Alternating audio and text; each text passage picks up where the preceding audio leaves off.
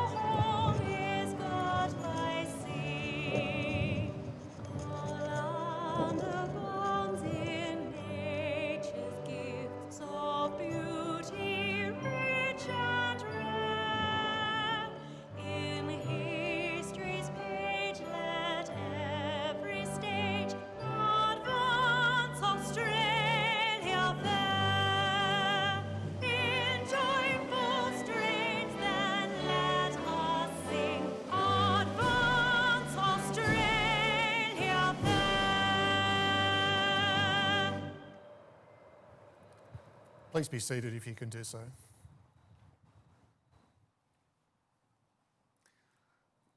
The Australian War Memorial was the vision of Charles Bean, Australia's First World War official historian. Bean landed with the Australian troops on Gallipoli and stayed with them at the front through to the end of the war.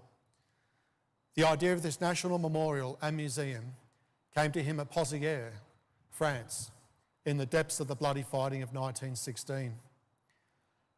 Bean's idea was that this would be a place where families and friends could mourn their loved ones buried in faraway places. It would also be a place that could help all Australians understand what these men and women had endured and what they had done for us. Bean's vision, to which we remain true, is best expressed as inscribed in the entrance to the memorial's galleries. Here is their spirit, in the hearts of the land they loved, and here we guard the record which they themselves made. Tonight, we will read the story behind just one of those on the Roll of Honour, which lists the names of more than 103,000 men and women who have given their lives for us in war and on operations for more than a century. But first, we present a lament, Flowers of the Forest. Wreaths or floral tributes will now be laid at the base of the Pool of Reflection.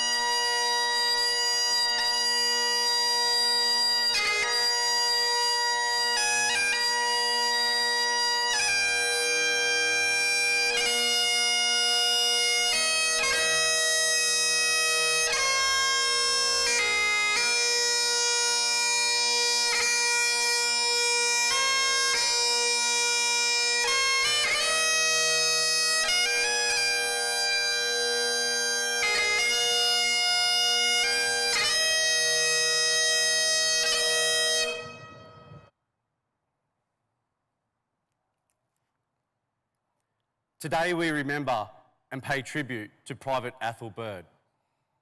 Athol Bird was born on the 20th of December 1923 in Blaney, a farming town and administrative centre in the central west region of New South Wales. The third eldest son of William and Ellen Bird, he grew up in the midst of a large family in Millthorpe, a town located between Orange and Blaney. Athol Bird was called up for full-time service with the Australian Military Forces, also known as the militia, on the 10th of March 1942, at the age of 18. Joining a training battalion in Dubbo, he soon became part of the Australian Army Service Corps, which supplied the Army with the materials it needed to live, move and fight. While the Australian Army Ordnance Corps supplied non-consumable items, the Australian Army Medical Corps, the Royal Australian Engineers and the Corps of Signals maintained supply branches to distribute the specialist medical, engineer and signal stores and equipment.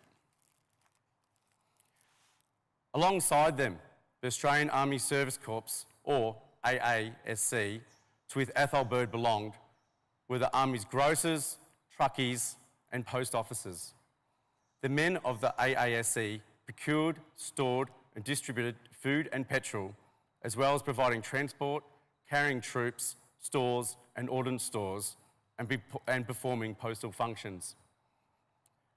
Towards the end of April, Private Bird was found absent without leave between 6 and 7 in the morning, and he was fined.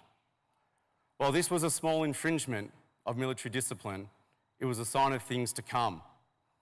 Throughout his service, Bird would be found absent without leave on a regular basis, receiving punishments of increasing severity.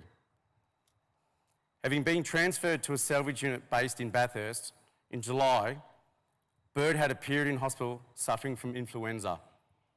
Returning to duty in August, he was found absent without leave and fined.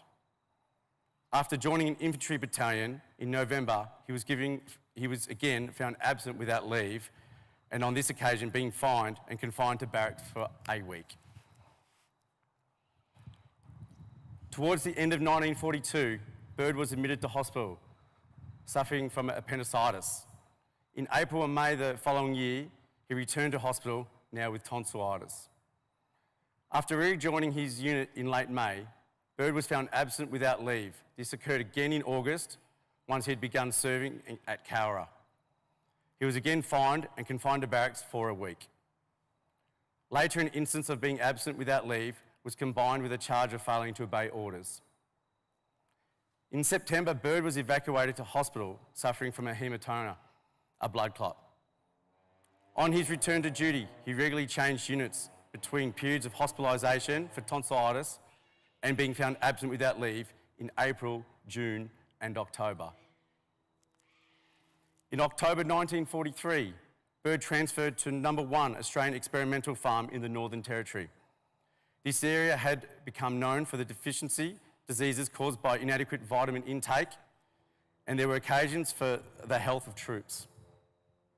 While it was recommended that fresh fruit and vegetables should assist in reducing the occurrence of these diseases, local production of fresh vegetables and fruit could not sustain even the local population.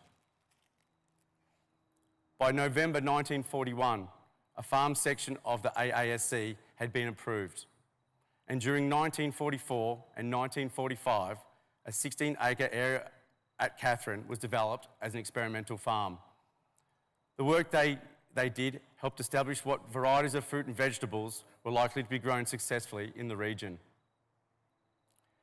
After a few instances of hospitalisation for rheumatic pain, in November 1945, Bird was transferred to the 31 Australian AASC Company. In early January 1946, with the war now well and truly over, and with the demobilisation underway, he transferred to the 118th General Transport Company.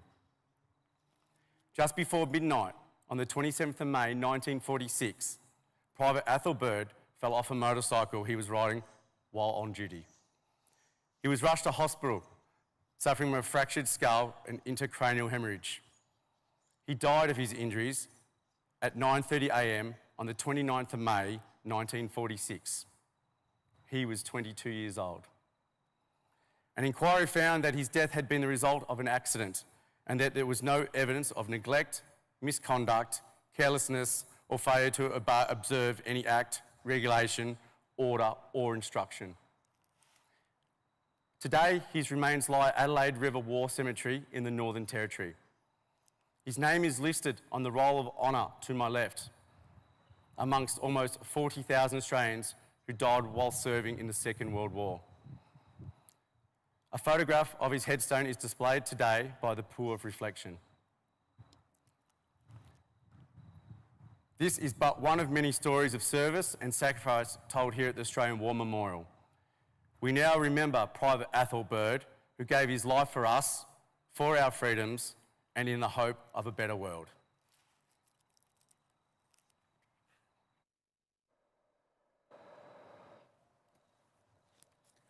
Please stand for the reading of the ode and the sounding of the last post.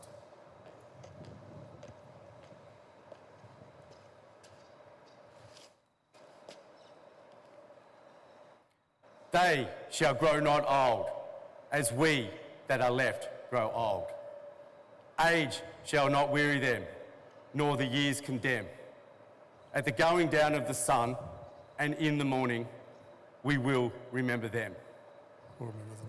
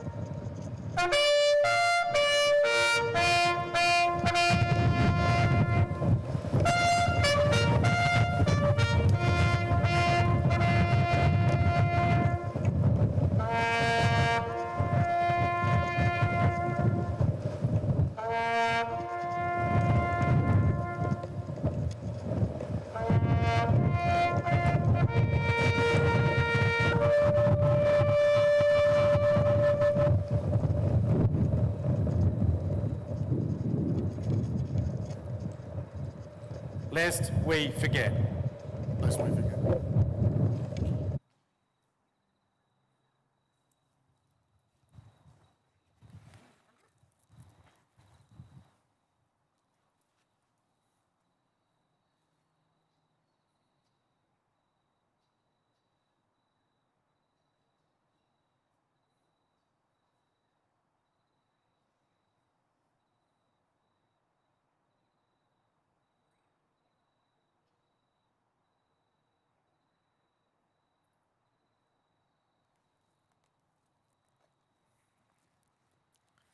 We leave you this evening with the words of the memorial's founder, Charles Bean.